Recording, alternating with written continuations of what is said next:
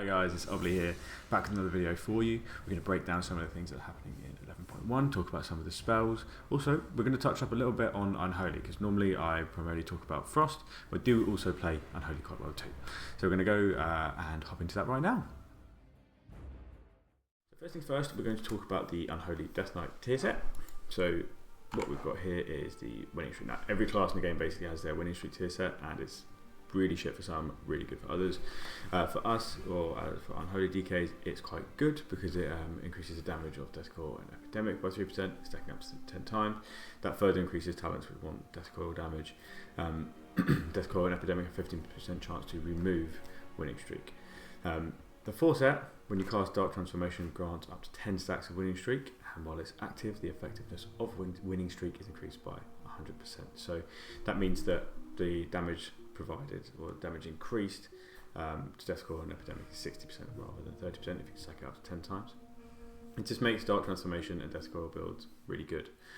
So that means that the Sand Lane, or where we go, there we go. So Sand Lane, it might now be the pick because it provides a bigger bonus when you have the set on. Sims and actual playstyle and boss fights will determine whether or not it would be right about Sand Lane. I mean, if there's a boss fight that has way more need for movement, for Death Decays, for cleaving like that, Rider will probably be the go-to. But if there's anything in a vacuum, any single target boss fights that don't require a lot of movement, you're probably looking at Sand Lane.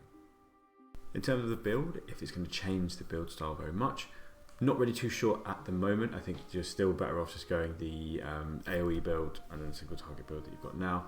Would Festering Scythe come into play? I mean, you're still going to be popping runes at the same rate, but if anything, you really want to be focusing on not overcapping runic power. So I would say that the builds for now are probably going to stay the same, very Death Coil focused, but it doesn't really change much of the gameplay at the moment until we find out something new in the game when it actually goes live, and there's much more testing available. Now, to move on to Frost, there is a big dip in the quality of tier set with this spec, so we can grab that up now. Winning streak increases the damage of Frost Strike and Glacial Advance, which is by 4%, stacking up to 8 times. The winning streak 4 set gives it an additional 3, otherwise it would just be 5 times. But while on a winning streak, your Frost Strike and Glacial Advance have a chance to cast Frost Scythe at 50% effectiveness. Now, it does do a relatively large amount of damage, Frost Scythe, but it is way more spec for AoE. You get a lot more value out of this with AoE because Glacial Advance does a lot more damage than Frost Strike does in comparison to what it's good at. So obviously Frost Strike is for single target really, damage very low. Glacial Advance is for AoE really. Damage is actually quite good when you're in an AoE scenario. So therefore this set itself is really AoE focused. What you'll find coming into the next patch, I believe, is that Unholy will be the focus for anything single target, and then Frost will be the focus for anything cleavy or AoE, just like how it's always been. I don't know what it is with the developers having some sort of boner for Frost to always be an AoE or cleave class, and Unholy to always be the single target one, but that is just how it seems to be going into the next patch. In terms of the talents that changes because of the tier set, pretty much nothing, I'll be honest. I think everything will realistically stay the same. Now, Breath of Sindragosa will still be the way forward. There could be a element of change when it comes to maybe the scaling of stats when you get a bit more gear, but we can't really review that right now. I mean, everything it looks like on the PTI, still Breath is the way to go for anything that actually lives a decent amount of time. Anything that's very, very short, I mean, you could still argue that Breath would be better because to do it on the bosses if you're doing a dungeon, something like that. But Shatter obviously is not that far behind. But the tier set itself, even though it gives you Frost Scythe, doesn't mean you pick Frost Scythe, so you still wouldn't pick that. The Glacial Advance damage increase, I mean, it's Glacial Advance and it's Frost damage, or Frost Strike damage. So you wouldn't then spend a point to go into Glacial Advance. You could spend that because you're just going to do that on the Frost Strikes anyway. In AoE, you could possibly bring up an argument to play like the Glacial Advance Shattered Frost build because of these buffs. But I personally don't think it would be useful because the damage profile still isn't good, doesn't change the damage profile at all. Glacial Advance is still not really something that is an outshiner. It's still realistically AoE spell.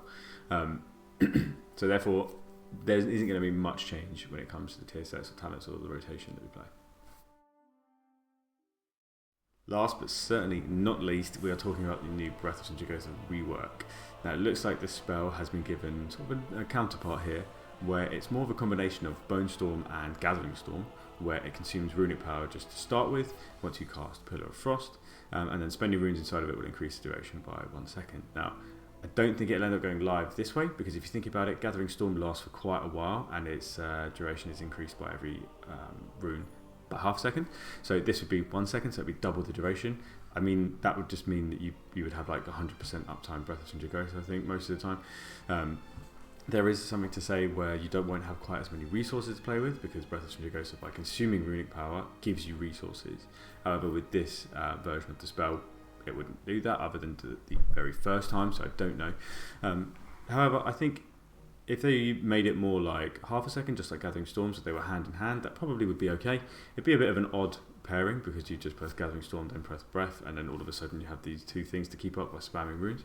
But I think interactions like the free Howling Blast you get with Rhyme will pair well with this. I think moving from Horn of Winter into Modus Efficiency will also pair well, because you, as a net, you probably gain more runes from Modus Efficiency than you would from Horn of Winter. You don't need those sort of clutch moments where you Horn of Winter to save your breath. That won't really exist anymore with these, kind of.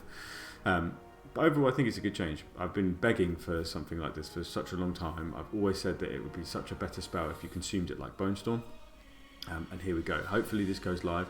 It doesn't have to go live like this, but I think personally a spell like this and having sort of a choice node at the bottom of the talent would be a really good thing to put in. And that's it, guys. Thank you very much for watching. That's been my take on the 11.1 changes to DK. Overall, I'd say we're not really in the best place that we've ever been, but hopefully things will change when we get deep into Season 2. Thanks very much. Speak to you later. Bye.